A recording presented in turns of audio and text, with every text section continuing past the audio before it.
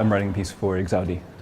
It's a group that I've been working with almost since the very beginning of the group, but never as a composer. I've done all sorts of things with the group, but write them a piece, and this was the perfect chance to try and put some funding behind a possible project that would make it happen.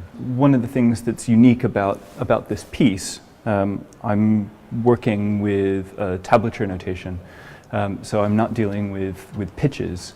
Which means working with voices becomes something completely different. Normally a composer would be worried about available ranges, how high or low an individual singer can sing. Here actually the notation in a sense kind of comes to them.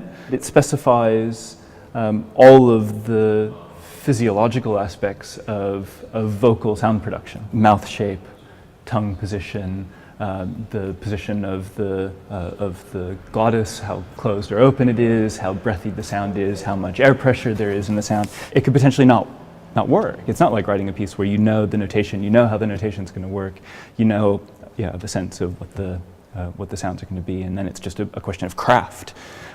This is actually like inventing the craft along the way.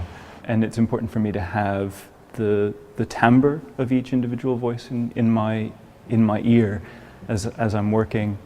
And some of that is also about my relationship with the group. There's been some turnover in the nearly 10 years that I've known them.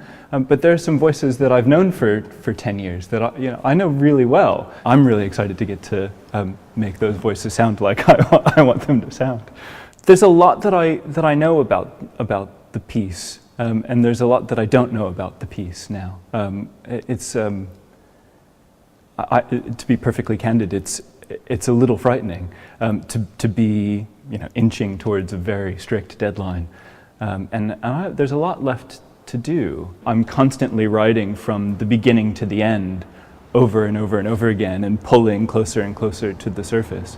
So there's no complete detail that ever appears until the final pass. The identity of the piece suddenly kind of emerges once the sounds are real rather than imagined, when they get out of my head.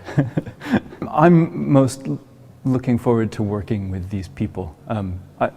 These are singers and James, the conductor as well. These are people who I really respect and I really like. I find the physicality of music making really important. I've never thought about music as being a sonic art form. I think of it as being a really visceral art form. Music making and art making is being about asking questions, and that it's a kind of process of discovery for me, rather than rather than showing how good I am at this. Instead, it's a kind of question of what might be possible, which for me is way more interesting.